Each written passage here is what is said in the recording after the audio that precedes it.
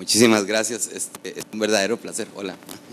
Es un verdadero placer estar aquí con ustedes, disculpen la demora, pero estaba en clases de doctorado.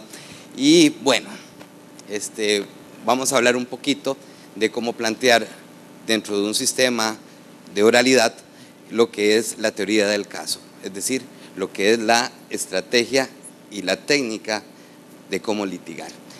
El litigio no es un juego. Ustedes y yo trabajamos con vidas humanas, necesariamente, vidas que están en conflicto y que esos conflictos llegan a desembocar al aparato jurisdiccional. Ustedes viven, sudan y sufren el proceso, ya sea en carne propia o cuando están defendiendo a alguien. Por ende, más que una forma de ganarse la vida, es una forma de vivir. Y creo que, espero que esta conferencia pues sea un tributo también a ustedes como abogados litigantes, porque muchas veces se habla de que la jurisprudencia, la doctrina judicial es la doctrina de los jueces, pero realmente los que forman y construyen la jurisprudencia son ustedes, los litigantes, cada vez que hacen planteamientos novedosos e incluso hacen que esa jurisprudencia cambie. Y el derecho viviente creo que es el que se vive en la calle, y quienes lo viven son ustedes y nos los traen a nosotros los jueces al Poder Judicial. Entonces sirva esta conferencia pues como un tributo también por la labor que a veces no se le reconoce al abogado litigante.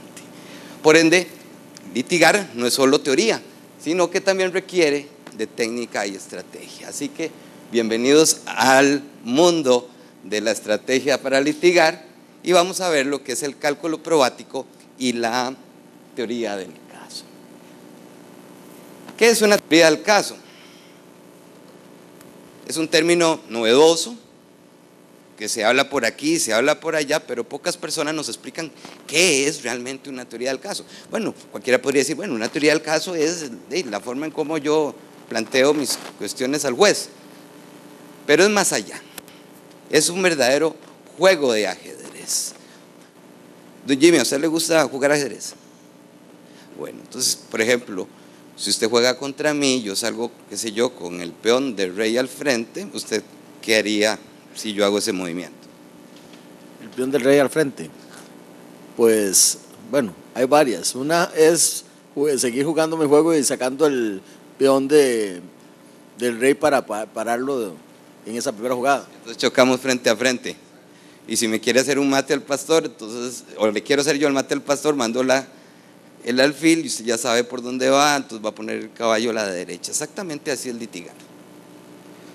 La teoría del caso permite que usted, a través de la entrevista con el cliente, vaya haciendo un proceso de investigación para formar los hechos del caso con la prueba pertinente que van a ser los hechos constitutivos de su pretensión. Pero usted no litiga solo, también va a tener un oponente al frente y este método que les voy a enseñar pues permite ver el litigio como una estrategia en el sentido de que planteo mi teoría del caso y también puedo advertir o presumir cuál va a ser la antítesis del caso de la parte demandada.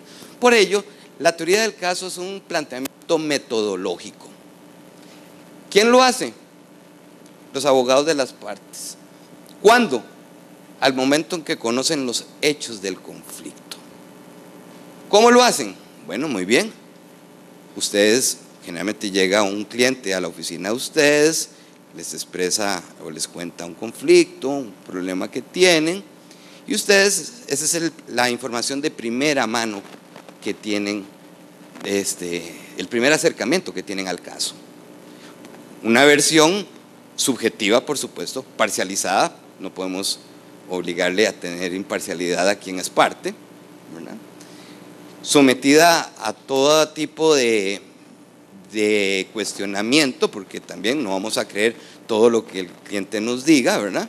Pero vamos haciendo una investigación. Y entonces los hechos que nos plantea el cliente, le vamos a dar una orientación jurídica de acuerdo a normas sustantivas, es decir, el derecho de fondo aplicable al caso y con las normas procesales.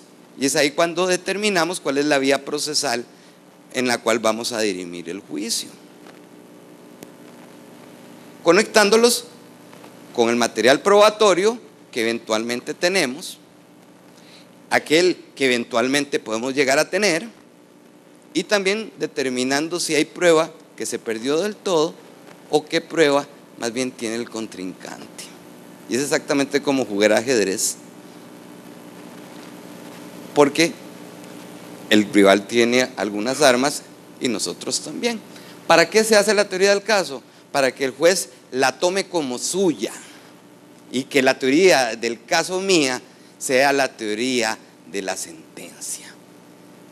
Por ello el proceso va a ser un método de debate dialéctico entre dos sujetos, actor y demandado, que van a tratar de convencer a un tercero imparcial e independiente llamado juez, el cual dentro de un proceso acusatorio o dispositivo garantista de los derechos humanos tiene que decidir entre una teoría y la otra. Vamos a ver cómo se hace esto.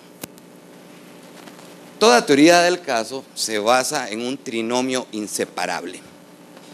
Es como decir un taburete o un trípode de 3 patas que va a ser los hechos de la demanda, pero ojo, no puede ser cualquier hecho, tienen que ser hechos jurídicamente relevantes para el caso. Y no solo ello, también tienen que ser los hechos constitutivos de la pretensión, es decir, los hechos que van a determinar los presupuestos de fondo de la acción que interponemos. Si por ejemplo don Jimmy, usted es mi cliente y me llega al bufete y me dice que es que tiene una finca y que lo invadieron y que quiere recuperarla, ¿usted qué le diría, licenciado? ¿Qué podemos instalar? Y presentar la demanda, ¿verdad? ¿Cuál demanda? Sí, contra la persona que se está apoderando del bien. ¿Qué les parece una acción reivindicatoria? Usted es el propietario del bien. Bueno, hay que demostrar que él es el propietario. ¿Cómo lo demostramos? Lo invadieron hace más de 6 meses. Se le dio. ¿Verdad? Entonces de una sola vez vean cómo de acuerdo a los hechos vamos viendo qué supuestos hay y cuál es la vía procesal. Si fueran menos de 3 meses, el interdicto. Pero como no, entonces acción reivindicatoria. Y hay que demostrar qué más. El despojo ilegítimo, ¿verdad? El demandado no tiene título y está poseyendo ya sea de mala fe o con violencia o con clandestinidad, etcétera, etcétera. ¿Cómo demostramos eso? Eso es como una usurpación penal. ¿Cómo demostramos eso? ¿Cómo se come ese hecho? ¿Cómo lo podemos probar en juicio? ¿Cuál sería la prueba pertinente, útil e idónea para demostrar ese hecho? En una inspección ocular, reconocimiento judicial. Bueno, ok, pero el fundo, llevamos al juez, lo ve, pero el fundo no puede hablar, no puede decir quién se metió. Testimonial. Y si lo apretamos con muchos testigos, podríamos llamarlo a declaración de parte, ¿verdad? Bueno, vean cómo estamos empezando a hilvanar los hechos y las pruebas de esos hechos con base a las pretensiones, porque lo que queremos es que nos devuelvan la finca y cobrarle daño moral y frutos dejados de percibir y daños a la propiedad y las cosas, porque me tiene que pagar, don Jimmy. Bueno, muy bien. Una teoría del caso que esté mal formulada, en algunos 3 puntos se cae, como un trípode de renco se cae. Si los hechos están bien formulados, pero las pruebas están mal, la demanda se cae. Si los hechos están bien, las pruebas están bien, pero pedimos mal, también se cae. Si no entendemos el fondo de la acción que estamos entablando, es exactamente como alguien que no sabe manejar que se monte en un carro, porque no sabemos a dónde el carro nos va a dejar, seguramente nos va a dejar pegados en un poste, ¿verdad? Entonces hay que saber también el derecho sustantivo. Y precisamente la teoría del caso viene en la construcción de hechos, prueba y pretensión. ¿Cómo plantear una adecuada teoría del caso? Les propongo un método científico desarrollado básicamente por la doctrina procesal alemana, colombiana y española, que es el cálculo probático preinstructorio. Es un método científico para demandar o para defender, según sea el caso. Supongamos que tenemos un juicio en el cual tenemos que demostrar que esa figura que está ahí es la Gioconda de Leonardo da Vinci, más conocida como la Mona Lisa. Y supongamos que eso es un rompecabezas de 500 fichas. De hecho lo es. Lo armé y duré un montón para tomarle la foto y traerlo aquí. Es mi rompecabezas favorito. Cuando estamos ante un cliente y nos expresa su versión de los hechos, no podemos tomarla como una verdad absoluta. Tenemos que usar la duda metódica, al mejor estilo de Descartes. O sea, todo lo que se nos diga y que vamos construyendo tiene que ir sometido a prueba. Yo no litigo, pero me gustaría, por ejemplo, si algún día litigara, estar en un bufete con colegas y, por ejemplo, plantearle mi teoría del caso, digamos, usted, don Jimmy, pues, compañero mío del bufete, y que usted haga las del abogado de la otra parte y empiece a buscarme puntos débiles en mi teoría del caso, y así yo lo voy fortaleciendo. Y si ya me la destrozas porque está mal planteada, y tal vez la opción a seguir sea otra. Yo litigué un tiempo, fui defensor público y y siempre rajo que nunca perdí juicios, pero es que no litigué tanto tiempo, entonces los juicios son tan largos que nunca llegaron a sentencia. Así cualquiera, ¿verdad? Pero en consultorios jurídicos, cuando era estudiante, llegó una señora y llegó ofuscada y dijo: yo quiero divorciarme, muy bien. Señora, y empezó a entrevistarla, ¿verdad? Cuénteme su situación. Tengo tantos años de casada y mi marido me agrede. ¿Y cómo? ¿Físicamente? Sí, claro. ¿Y hace cuánto? Hace como 7 meses. ¿Y tiene testigos? No tengo testigos, eso ocurre en la intimidad del hogar. Ok. ¿Y fotografías de moretes? No.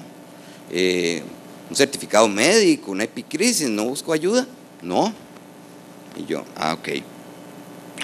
Luego le pregunté, bueno, ¿y solo así le agrede? No, también psicológicamente me insulta y todo. ¿Tiene testigos? Y otra vez, no tenía testigos, no tenía grabaciones, no tenía nada.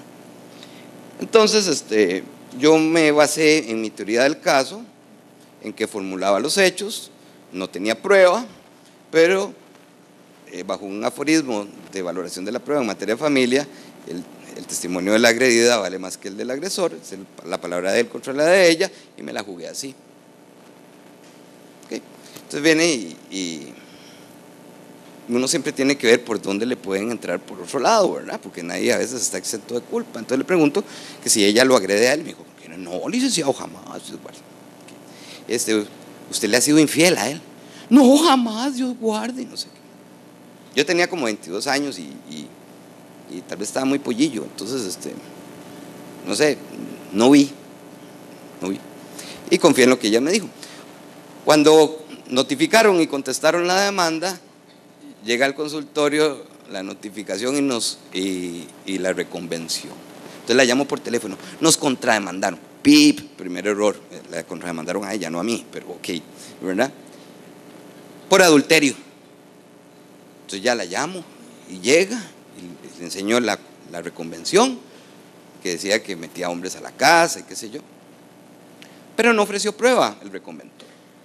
Entonces yo digo: su teoría del caso está mal, porque tampoco tiene prueba. Y entonces me la jugué así. Cuando llegamos a la audiencia, veo que llegan los 2 hijos de la pareja y la ofrecen como prueba para mejor resolver. En este caso, prueba para mejor absolver. Y vuelvo a ver a la cliente y viene y me dice: ¿y sus hijos qué van a decir? Están ofrecidos para la reconvención. Ay, no, licenciado, no, nada que ver. Ellos están manipulados porque les ofrecieron un tele nuevo. Y yo, ya, ok. Y pasa la muchachita, la de 16 años, la mayor, y empieza a contar que vive con la mamá, que duerme en el cuarto a la par, que está separado por una laminita de fibrolit, y que bueno, y que se oían cosas, y que entró Mike, y que entró Jimmy, y entró este, y entró el otro. Y cada una de las preguntas, y sobre todo las respuestas de la testigo, fueron unas lápidas que enterraron y despedazaron por completo mi teoría del caso. Salí de la audiencia enojado, por supuesto que perdimos el caso, y le reclamé a ella: ay, licenciado, es que tenía mucha vergüenza y no, ¿cómo le iba a decir esas cosas? Y yo le reclamé que de ahí, si ella me dice la verdad, porque se supone que hay un deber del cliente de sinceridad correspondido por la confidencialidad del secreto profesional, le explico que si me hubiera dicho eso, yo hubiera preparado mejor mi teoría del caso, ¿verdad? Pues yo recomiendo, con base en esta experiencia, que lo primero que hay que hacer a la hora de formar la teoría del caso es determinar la verdadera extensión de rompecabezas. Es decir, el abogado tiene que saber todas las circunstancias del conflicto, no solo entre las partes, sino también los eventuales conflictos que tiene una de las partes con los testigos, por si luego me van a decir que los testigos tienen interés en el proceso, o porque si son complacientes, etcétera, etcétera. ¿Qué pasaría si planteamos demostrar que esa es la Mona Lisa, en el supuesto de que es un rompecabezas de 500 fichas, cuando en realidad, por un mal cálculo, no eran 500, sino que eran 1500? ¿Ustedes creen que podría basarse una teoría del caso sobre premisas falsas? Porque si yo lo hago pensando que son solo 500 fichas, estoy dejando de tomar en cuenta que hay 1000 fichas pululando por allá. Y estoy haciendo la analogía de fichas de rompecabezas con pruebas. Van a haber pruebas que tiene la otra parte, pruebas que andan perdidas por ahí, pruebas que se perdieron. Por ende, es mejor entrevistar al cliente y buscar realmente lo que realmente sucedió. Por eso se dice que el abogado litigante es el primer juez de su cliente, porque absolutamente todo lo que le plantea a él tiene que estar sometido a prueba.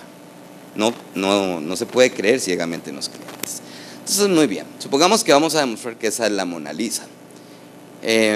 Lo primero que hay que determinar es cuántas pruebas o cuántas fichas de rompecabezas tenemos, ¿verdad? Usted me presenta a don Jimmy su problema de su finca, y yo le empiezo a preguntar, como lo dijo el licenciado, por testigos, por reconocimiento judicial, por confesional, por documentos, etcétera, etcétera, etcétera. Es decir, determinar cuál es el arsenal probatorio que tenemos. Pregunto, si son 500 fichas de rompecabezas, si es una premisa cierta, ¿cuántas fichas de rompecabezas necesitamos para demostrar que ese puño bien armado conforma la Mona Lisa? De las 500, ¿cuántas ocupa? ¿Cuántas? Sí, 1500. Había dicho que 1500, ¿verdad? Al final son 500. Y no va a sobrar, va a estar completas. Sí, claro. Si tuviéramos las 500 fichas es muy fácil. El caso está muerto, porque es solo cuestión de agarrar las fichas y armar el rompecabezas. Pero desgraciadamente, casi que ni siquiera en las fragancias tenemos todas las pruebas. Hay pruebas que se perdieron, hay pruebas que tiene el rival y hay pruebas que tenemos nosotros. Entonces van a haber lagunas en el rompecabezas que vamos a tener que suplir de alguna forma. ¿Cómo? A través de la oratoria procesal, la argumentación procesal, el análisis de los elementos de prueba en el alegato de conclusiones. Pero, ojo, llegamos al alegato de conclusiones de acuerdo a una buena estrategia que estamos empezando a plantear en ciernes en este momento. Don Jimmy, ¿cuántas fichas necesitamos para demostrar que esa es la Mona Lisa? Por lo menos a las que determinen que podemos ver a la Mona Lisa. ¿Y cuántas serían? Por lo menos un 80% para tener una idea de ellas. Soy malo para matemáticas. ¿Cuánto es el 80% de 500? 400. Con 400 demostramos que esa es la Mona Lisa. ¿Quién dice más? ¿Quién dice menos? Lick, ¿cuántas? Con 400. O sea, 399 y ya perdimos el caso. ¿Pueden ser un poquito menos? Sí, bueno, ese es un número ideal, pero así, ¿cuánto sería el mínimo para poder demostrar que esa cosa es la Mona Lisa? Es que en realidad yo creo que no es una cantidad de pruebas o de piezas, sino más bien de que estén concatenadas y que y que sean suficientes para generar una imagen. O sea, no es solo una cuestión cuantitativa, no es solo de saber cuántas fichas tenemos, sino cuáles fichas tenemos. ¿Cuántas veces ustedes han tenido que contestar una demanda que viene como con 100,000 pruebas y como con 50 hechos, pero cuando ven los hechos más importantes de la demanda, esas no tienen pruebas? Eso lo podemos sacar de acuerdo a una buena lectura del caso, ¿verdad? Porque una demanda muy grandota con muchas pruebas a veces intimida, pero a veces suena mucho el cascarón, pero no tiene nada por dentro de la semilla. Supongamos que aquí están las 400 que don Jimmy quiere. Con eso puedo demostrar que es la Mona Lisa. Entonces le doy la razón al licenciado. No es una cuestión cuantitativa, sino que hay que determinar, si no tengo todas las pruebas, cuáles son las claves para ganar el caso. Y esto en materia penal le llaman examen de probabilidad. Y en civil no le llaman de ninguna manera, yo le llamo cálculo probático, ¿verdad? Es el planteamiento de los hechos en la posibilidad de que puedan ser demostrados en juicio. Yo creo que para demostrar que esa cosa es la Mona Lisa, no estoy de acuerdo ni con los 400 ni con los 399. Yo creo que con 6 fichas yo puedo demostrar que es la Mona Lisa. ¿Ustedes qué creen? Andrea, ¿estás de acuerdo? Por supuesto, voy a traer un perito experto en obras de arte. Voy a traer fotografías, réplicas de la Mona Lisa verdadera. Y ojo, para eso nos pagan. No es cuestión de decirle al juez, bueno, ahí está, esa es la Mona Lisa, véala como usted quiera. No, hay que convencer al juez, hay que persuadir al juez, hay que hacer ver al juez la Mona Lisa como la estamos viendo nosotros. Y eso es la teoría del caso, precisamente. Porque la otra parte no va a ver el medio vaso vacío, lleno, sino que va a atacar por el medio vaso vacío. Y el que pueda tener la mejor oralidad y la mejor técnica de persuasión y de análisis probatorio es el que va a ganar el caso. ¿Cómo? A través de prueba indirecta, indicios, presunciones, todo a través de la sana crítica racional del artículo 41.4 del Código Procesal Civil. Entonces, ahora sí, ¿qué es el cálculo probático preinstructorio? El cálculo probático es el conjunto de operaciones mentales realizadas con vista a la demostración de los hechos de un proceso. Es exactamente todo lo que hemos estado haciendo ahora, ¿verdad? Analizar qué hechos, qué alego, qué sucedió, cómo lo pruebo y con base en eso, qué es lo que voy a pedir, ¿verdad? El cálculo se llama preprocesal, que es el que hace la parte actora previo al proceso cuando va a entablar la demanda. Ya preinstructorio lo hará el demandado una vez que es emplazado a contestar la demanda, y el instructorio calificatorio es el que hace el juez al dictar la sentencia. El preprocesal y el preinstructorio no son más que profecías de lo que al final el juez va a dar, y el juez va a tener que decidir entre el preprocesal y el preinstructorio para hacerlo suya en la sentencia. Por ende, técnicas de litigación en oralidad implica necesariamente la habilidad y las destrezas de técnicas para poder practicar la prueba, poder impugnar, poder alegar, poder razonar, poder fundamentar, poder argumentar para que el resultado final, la sentencia, sea favorable para nosotros. ¿Cómo hacerlo? Bueno, primero, identificar preliminarmente cuáles son los hechos del caso.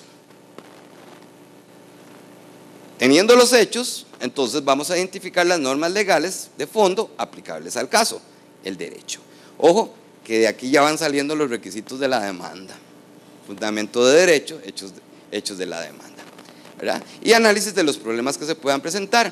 Teniendo los hechos y el derecho, vamos a identificar cuáles pruebas nos van a servir o cuáles podemos conseguir, y con base en eso proyectamos el caso, tomando como base las pretensiones.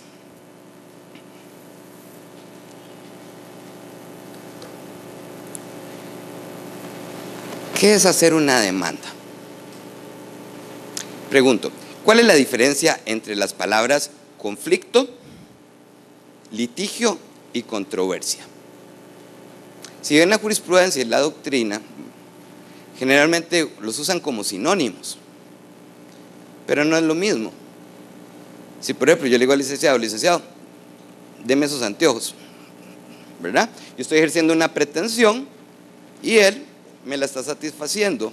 Aquí no hay conflicto porque él está dando lo que procesalmente se llama allanamiento. Él se está allanando mi pretensión. Pero si yo le digo, no, licenciado, deme los anteojos, son míos, y usted me dice que no me los va a dar, No, de ningún modo, por ninguna circunstancia. por ninguna. Ok, aquí surge el conflicto social. Se da en el ámbito social, en las relaciones entre las personas. El único que no tenía conflicto era Robinson Crusoe hasta que llegó viernes. Robinson Crusoe es el único que odia los viernes. Generalmente todos los amamos. Si yo digo, bueno, está bien, licenciado, déjese los anteojos, está bien, quedamos. Yo estoy haciendo un desistimiento de mi pretensión. Pero si no hay forma de que usted y yo nos pongamos de acuerdo, el conflicto se mantiene, hay un pretendiente y hay un resistente o demandado, y voy donde el licenciado Jimmy, es especialista en hacer demandas, y él va a convertir el conflicto en litigio, es decir, va a juridizar el conflicto que se da en el área social y lo va a legalizar, por decirlo así, en el ámbito jurisdiccional. Y precisamente el cálculo probático es el arte de convertir conflictos en litigios, haciendo demandas que estén bien planteadas. Por ende, las fases del cálculo, primero es determinar el objeto del proceso, el tema decidendum del proceso, es decir, determinar cuáles son los hechos, las pruebas y las pretensiones. Luego hacer un plan general de pruebas, que se llama en doctrina cálculo heurístico, determinar cómo voy a conseguir las pruebas.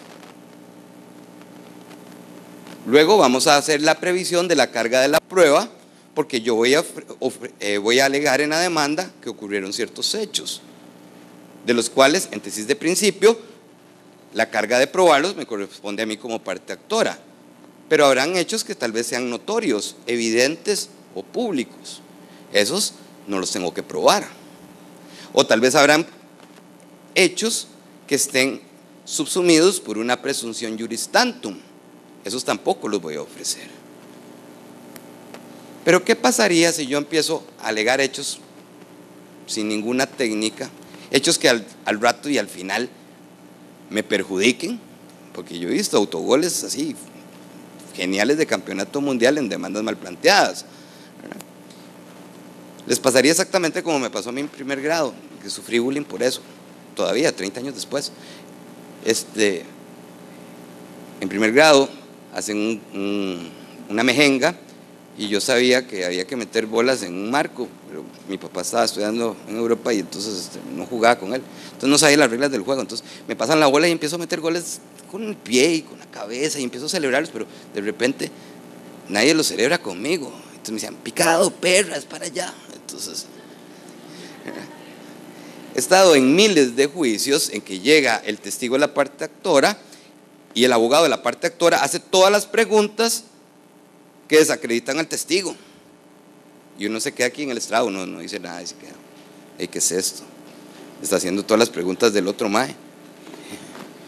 Y ya termina y llega a la otra parte y le salva la tanda y hace todas las preguntas que tenía que hacer el otro. Entonces es como el litigio entre Tres Patines y Cantinflas, o sea, gana el que mete menos autogoles. No hay teoría del caso, porque no se sabe lo que hay que probar y no se sabe quién tiene que probar X cosa y quién le toca probar Y cosa, por ejemplo. Entonces, tengo que prevenir la carga de la prueba. ¿Qué hechos me tocan probar a mí y qué hechos le toca probar al demandado? ¿Verdad? Para no meter autogoles y despejar después el objeto de prueba. De acuerdo a lo que me dice el cliente, yo puedo determinar cuáles hechos eventualmente el demandado me va a admitir en la contestación, ya sea porque son públicos notorios o porque no le queda otra que admitirlos, o porque tal vez de acuerdo a cómo me vaya a acepcionar o me vaya incluso a reconvenir, tal vez hay hechos de mi demanda que le sirven a su antítesis del caso, por ejemplo. Entonces puedo determinar cuáles van a ser los hechos controvertidos, y de los hechos controvertidos voy a determinar sobre cuáles tengo que enfocar todas las baterías, porque son cuáles de ellos van a ser los que van a hacer que gane o pierda el caso, necesariamente. Y con ello hago la tesis probática, es decir, voy a alegar X, Y y C cosas y lo voy a probar con esto, esto y esto, y con base en esto, de acuerdo a los artículos tales y tales y tales, me van a conceder esto, esto, esto y esto. Esa es una teoría del caso. El primer paso, la entrevista con el cliente, en doctrina se le llama filtro de información. Ustedes van a entrevistarse con el cliente, primero van a ver qué objetivos tiene, realizar un diagnóstico preliminar del caso. Nunca digan que el caso es ganable o que está listo, porque primero no les van a pagar y después les van a subestimar el trabajo. Todos los casos son difíciles. Van a conocer al cliente, van a verificar si este les oculta información o si por el contrario va a depositar toda su confianza y sinceridad en ustedes. Luego vamos a llegar a las conclusiones, qué es lo que se va a discutir en el proceso, qué es lo que se tiene que probar para ganar el proceso y qué se debe pedir en las pretensiones o en su defecto, si somos demandados, qué debemos alegar como excepciones para atacar las pretensiones del actor. El segundo paso, hacer el plan general de pruebas, como lo hacía el licenciado de la camisa anaranjada, posibles testigos, documentos. Si tengo testigos, bueno, ¿qué testigos son presenciales y cuáles son de referencia o de oídas? No me voy a ir con puros testigos de referencia. Hay abogados que dicen, no, es que yo no entrevisto los clientes, sino que los testigos, sino que los llevo el día de la audiencia y ni los conozco. No, ustedes tienen que entrevistarse con ellos, pero ojo, no es aleccionarlos, no es decirles lo que tienen que decir, no es ponerlos a mentir, es más bien entrevistarlos en el sentido de que ustedes les preguntan y ellos les cuentan lo que ellos saben del caso, y así ustedes determinan si el testigo es idóneo o no es idóneo. Porque uno va a ir al partido con sus mejores jugadores, por ejemplo, ¿verdad? Incluso determinar, cuando hablo de la extensión del rompecabezas, qué relación tiene el testigo con las partes y con el conflicto, para determinar si el testigo tiene interés o no tiene interés, si el testigo más bien se va a permanecer neutral o si tal vez tiene una enemistad con uno de ellos que puede ser aflorada por la otra parte en el juicio para desacreditármelo. O perfectamente también podría ser también determinar la idoneidad del testigo, si el testigo tiene buena memoria, si tiene memoria fotográfica o si por el contrario se desvía mucho y es evasivo, porque todo eso va a determinar la forma en cómo ustedes van a hacer los interrogatorios el día de la audiencia. O sea, los interrogatorios de testigos, peritos, partes, etcétera, todo surge de una raíz, que es la teoría del caso, y litigar sin una teoría del caso es exactamente como, no sé, como irse a la Guásima sin frenos, por ejemplo, es una muerte segura. Luego, determinar el modo de conseguir las pruebas. Hay dos formas de conseguirlas, hay métodos formales, llámese prueba anticipada o en materia civil, o anticipo jurisdiccional de prueba en materia penal, por ejemplo. Ventajas, bueno, preconstituye prueba para el futuro proceso. Desventajas, le advertimos al rival de nuestros movimientos por una inminente demanda. O pueden ser métodos informales, como los famosos investigadores privados en materia de adulterio, y etcétera, etcétera, etcétera. Hay que determinar, una vez que tenemos las pruebas, cuáles son los requisitos de admisibilidad. ¿Por qué? Porque en la forma en que yo voy a ofrecer la prueba con todos los requisitos para que sea admitida. Pero tengo que manejar estas reglas para atacar la prueba de la contestación de la demanda. Entonces, el nuevo Código Procesal Civil, bueno, no lo dice expresamente, pero podemos sacar del artículo 41 que hay requisitos formales y requisitos materiales. Requisitos formales serán los de oportunidad, es decir, aquellas pruebas que hayan sido ofrecidas en el momento procesal oportuno. ¿Cuáles momentos procesales oportunos? La demanda, contestación, reconvención y la contraprueba en la audiencia preliminar, ¿verdad? O extraordinarios, prueba de oficio o la prueba anticipada. Y vamos a tener requisitos materiales que están en el 41.3, que es la pertinencia, idoneidad, utilidad y licitud. Para ello tenemos que manejar los elementos de la teoría general de la prueba. que es objeto de prueba, que significa que responde a la pregunta ¿qué se prueba? Medio de prueba, ¿cómo se prueba? Fuente, ¿de dónde surge la prueba? Y elemento, el producto final de la prueba. Entonces, por ejemplo, si el hecho controvertido es puro y simple y es de conocimiento de un tercero que no es parte en el proceso, ¿cuál es el medio de prueba idóneo? La testimonial. ¿Cuál es la fuente de esa prueba? El saber del testigo. Si el hecho es controvertido, puro y simple, pero es conocimiento de la parte, sea personal o no personal, la declaración de parte es el medio idóneo. Y si el contrincante no maneja esto, y por ejemplo ofrece un testigo para un hecho controvertido técnico-científico, vamos a atacar esa prueba porque esa prueba no es idónea, porque la prueba idónea para un hecho controvertido técnico-científico es la prueba pericial. Salvo el eslabón perdido, que es el testigo técnico, que está en el 43.2, creo, del nuevo Código Procesal Civil, que es aquel testigo presencial que vio o advirtió el hecho, lo puede explicar como cualquiera de nosotros, pero en razón de sus conocimientos, por su profesión u oficio, puede explicar científicamente el hecho. Si a mí me ofrecen como testigo técnico un testigo de referencia, yo ataco esa prueba, porque eso no es un testigo, porque no le consta el hecho, nunca lo vio y el tiempo no se puede retroceder, es un perito disfrazado de testigo. Sabiendo las reglas de admisibilidad, hagamos un ejemplo sencillo de teoría del caso. Yo recomiendo hacer un cuadro así.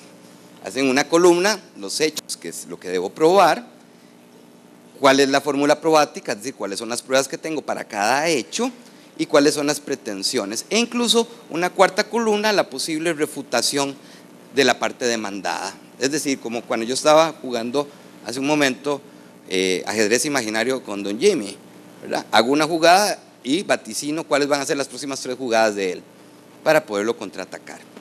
Entonces supongamos que es una demanda de divorcio. El primer hecho, nos casamos en el 2010. ¿Cómo pruebo eso? La certificación del registro civil. Muy bien. ¿Cuál es la posible refutación? ¿Qué será lo que dirá el demandado? No va a tener, sería muy raro que lo niegue, a menos que diga que pida la nulidad del matrimonio, pero creo que hay plazos para eso. Va a decir que es cierto. Tenemos 2 hijos, certificación de nacimiento, esa es la prueba idónea. Voy a ofrecer testigos para demostrar que estamos casados o que tenemos hijos. No es prueba tasada, pero la prueba idónea en este caso sería el registro civil. Alegamos en el hecho tercero que el 10 de marzo fue visto en Multiplaza con una mujer besándose.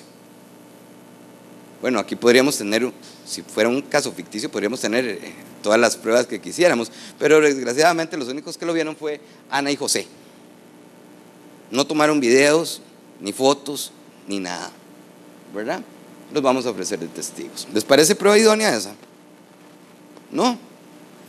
Que ellos digan, sí, yo estuve ahí, estuve a 2 mesas de ahí, los vi como se dan unos besos, entonces le voy un solo tiro. Yo veo que el testigo es como muy cohibido y conservador y de pocas palabras. ¿Cómo fue el beso? Ah, sí, en la boca. ¿Y cómo fue? ¿Con lengua? Ah, sí, con lengua. Entonces así. Y de un solo tiro voy, no solo los ofrezco, sino ya voy pensando en el juicio cómo les voy a hacer las preguntas, por ejemplo. Porque yo siempre tengo que ir 5 jugadas adelante del rival, ¿verdad? El 25 de marzo fue visto entrando en un motel acompañado y Luis y María fueron los que lo vieron. ¿Les parece buena prueba? Bueno, es lo que tenemos, porque tampoco tomaron videos, ni fotos, ni nada de eso. Ok. Sería peor que solo tuviéramos un testigo, ¿verdad? Por lo menos tenemos 2, ¿verdad? Luego que el 4 de abril del 17 me confesó su infidelidad. Eso no hay más prueba que la declaración de parte, porque eso ocurrió en el hecho matrimonial.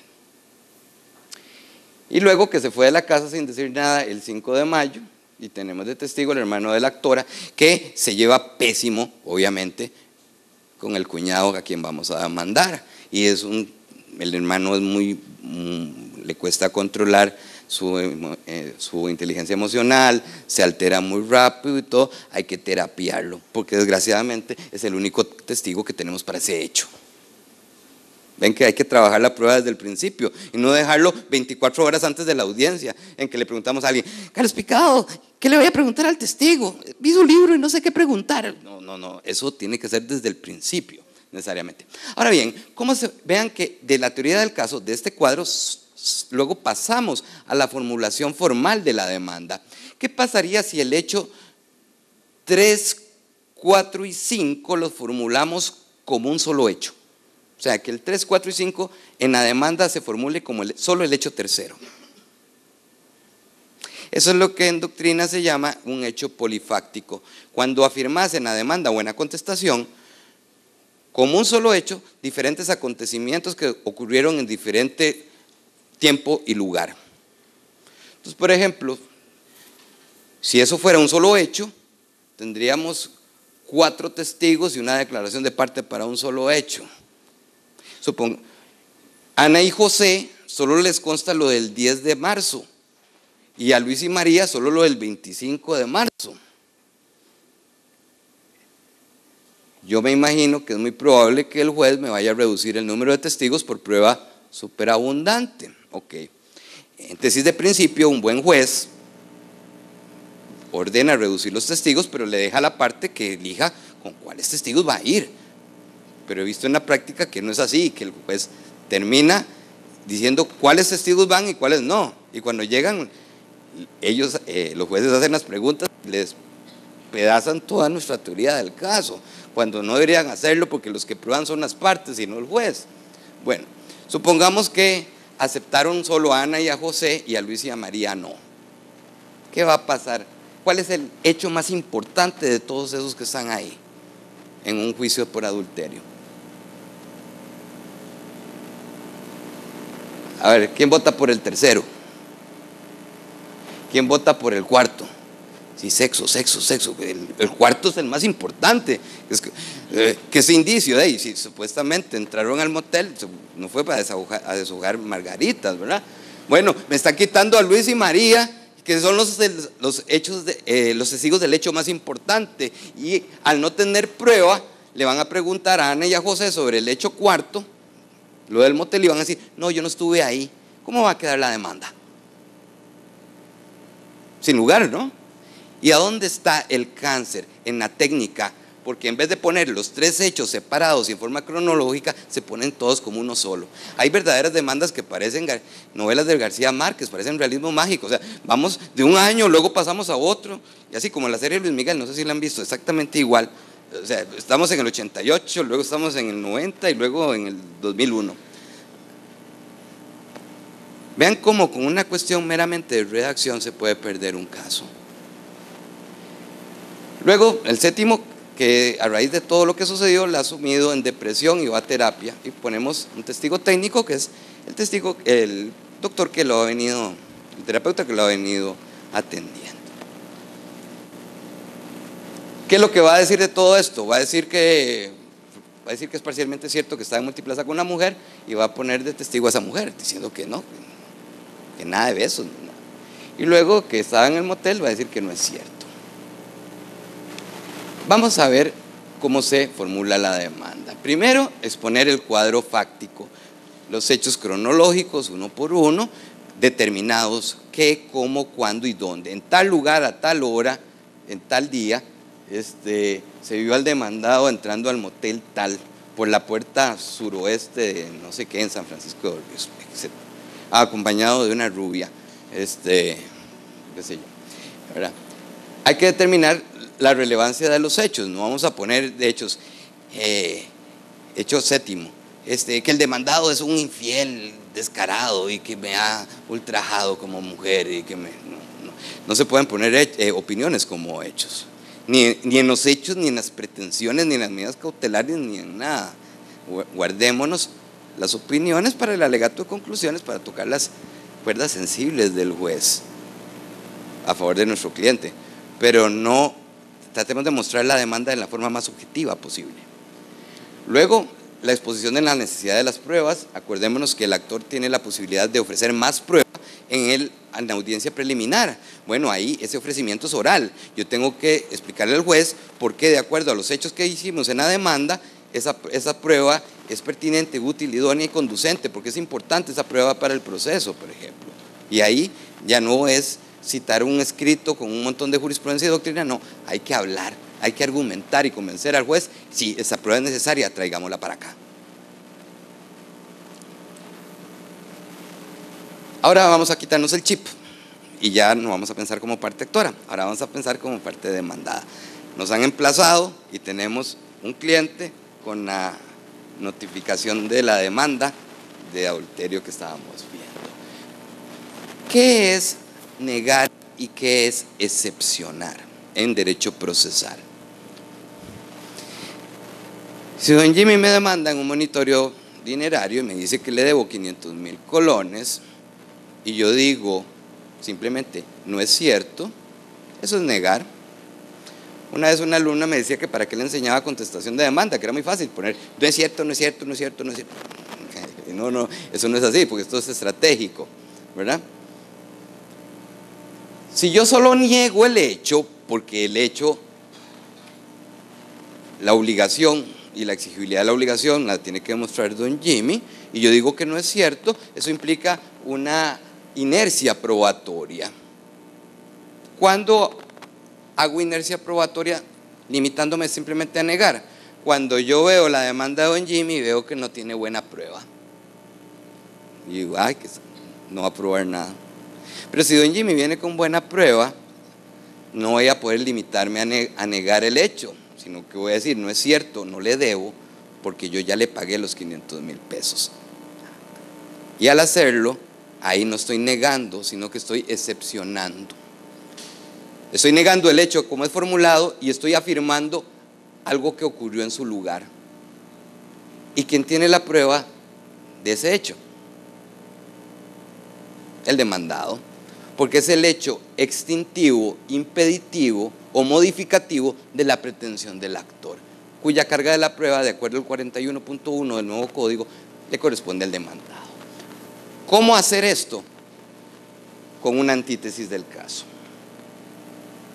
La antítesis del caso tiene la misma estructura, pero diferente de la teoría del caso.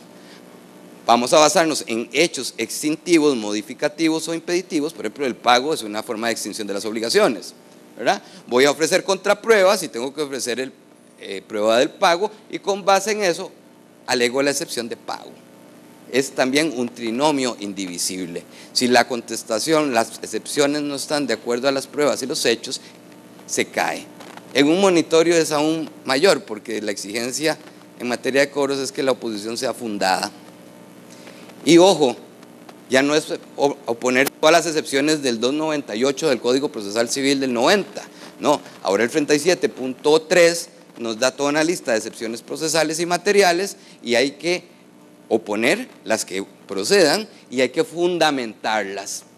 Ya no podemos simplemente en una antítesis chorrear las excepciones y que el juez trate de adivinar la teoría del caso, tratando de ver qué quería decir el demandado al poner X o Y excepción.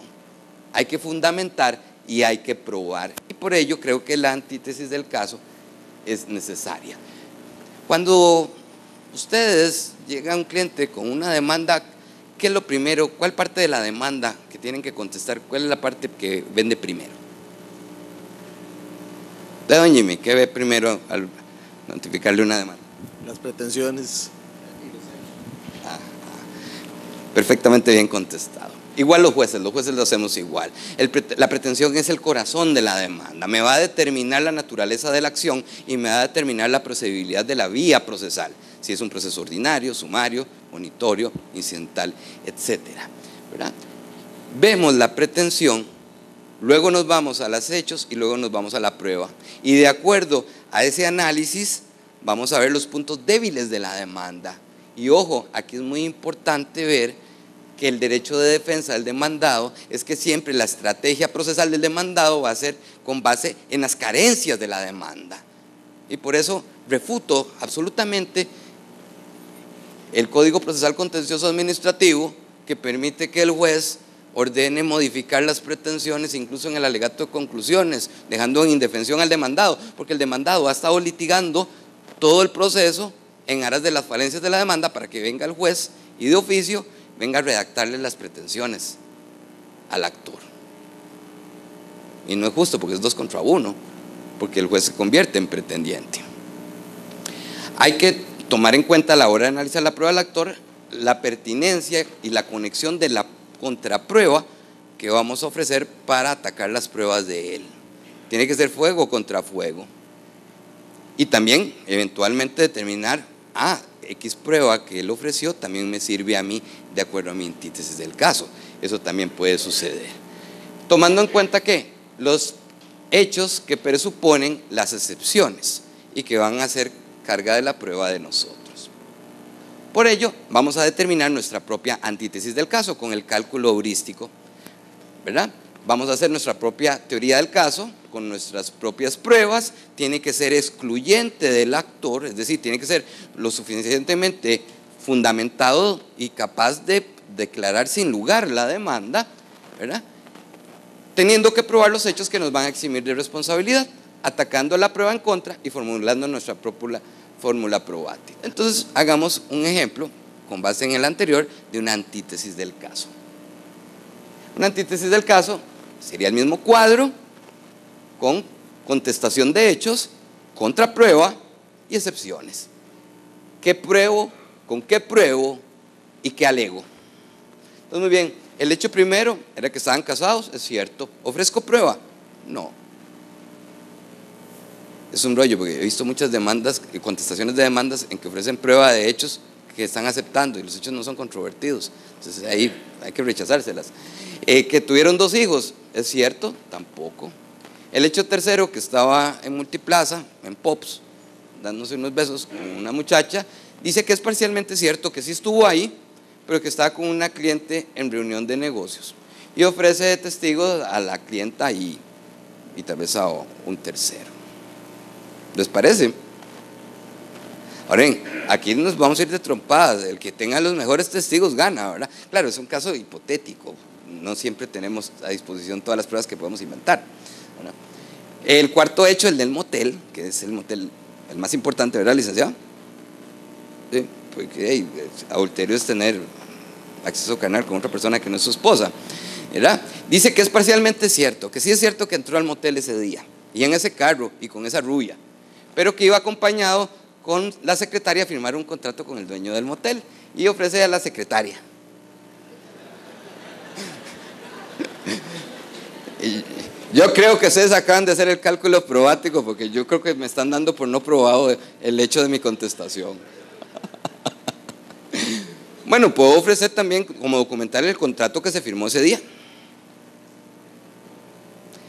Claro, si fuimos a firmar el contrato a la 1 de la mañana, ahí sí les doy la razón de que no es muy probable que me lo den por probado, que íbamos para eso.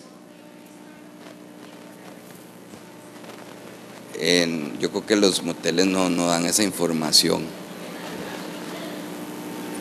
Pero tal vez la factura. Entonces nos pedimos, no hay condones en la factura, entonces no hubo nada. Porque cuidamos mucho la salud sexual. Ok, luego el quinto hecho que le confesó la infidelidad, dice que no es cierto, que sí le confesó una infidelidad, pero eso fue hace 6 años y por ende para ese hecho alega la prescripción. Claro, es la palabra de ella contra la de él. Sería pues bueno, ahora el código pareciera que permite que uno llame a su propio cliente a declaración de parte, cosa que yo no estoy de acuerdo, porque supuestamente usted llama a la otra persona para que reconozca hechos que le son perjudiciales. Yo no voy a llamar a mi cliente para hacerle preguntas que le perjudiquen, y para hacerle preguntas para que se refiera a los hechos, pues no, porque ya declaró sobre los mismos en la contestación de la demanda. Es uno de los problemas del artículo 43, ¿verdad? Pero al hecho sexto, que era que se fue de la casa, voy a decir que sí es cierto, pero que no se fue porque no aguantaba su mal humor. Y el hecho séptimo, que sufre de depresión y que va al terapeuta, dice que es parcialmente cierto, porque sufre depresión desde que era soltera y desde entonces va a la terapia. Vean que los hechos, hay contradicción en los hechos y hay contraataque con las pruebas, y con base en eso alegó la falta de derecho porque mi cliente no fue infiel, y falta de legitimación activa porque ya no está en la posibilidad de reclamar la disolución al no haber causal, y la pasiva, por supuesto, porque mi cliente trabaja mucho, va a la 1 de la mañana al motel y todo con la secretaria, pero solo a firmar contratos, y así le pagan, demandándolo. ¿Qué ventajas le encuentro a este método? Obviamente explicarlo en media hora o una hora es un poco difícil. El cálculo probático tiene las siguientes ventajas. Primero, cada parte sabe qué debe probar y cómo debe probar. Cada parte sabe qué le toca probar al rival. Así evitamos que, como Carlos Picado, que metía autogoles en primer grado.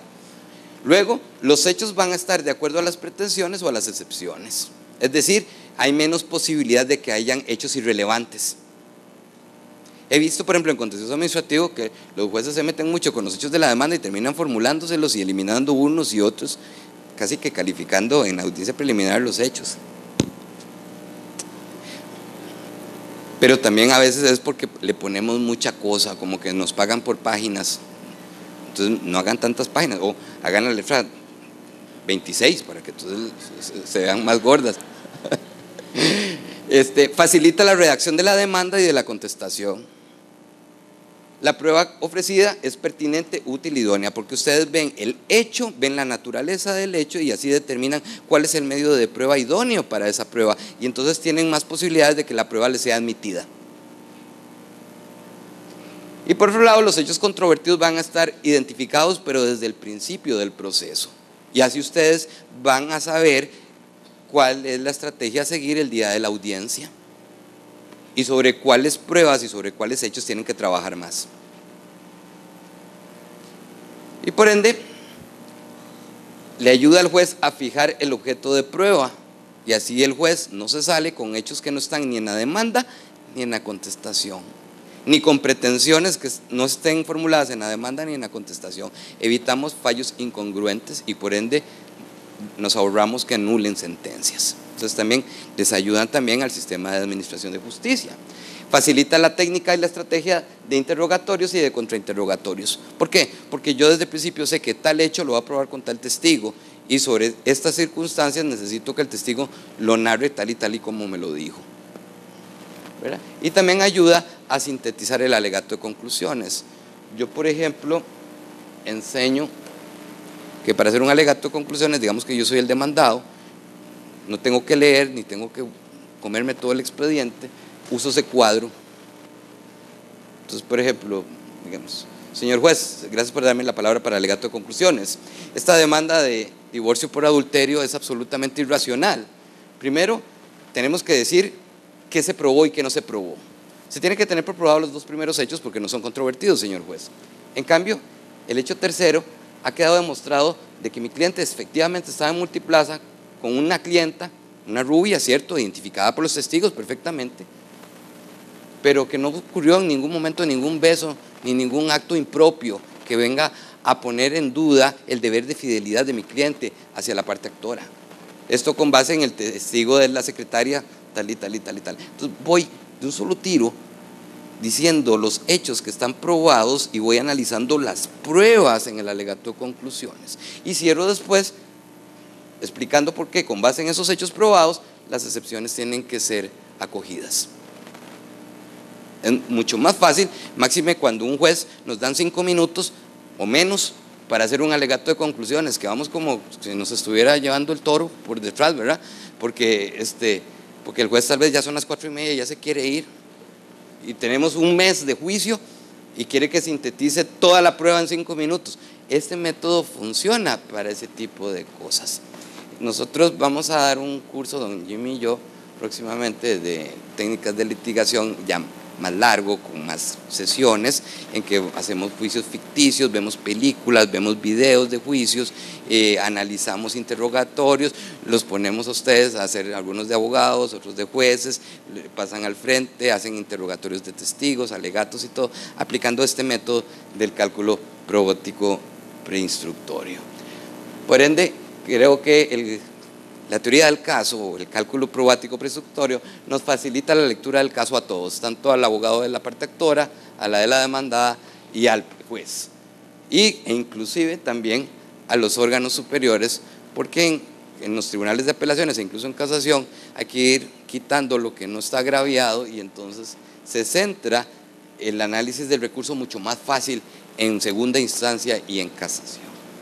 Por ende, yo creo que como dice mi amigo Gonzalo Rúa, la planificación estratégica del litigio es llegar al corazón del caso, enfocado como una oportunidad de narrar y probar una historia. Los motivo a plantear estratégicamente los casos, a disfrutar de la profesión de abogado y determinar cómo es más factible plantear una demanda con más posibilidades de éxito y así pues tener un mejor desarrollo y desempeño en las audiencias de juicios. Muchísimas gracias.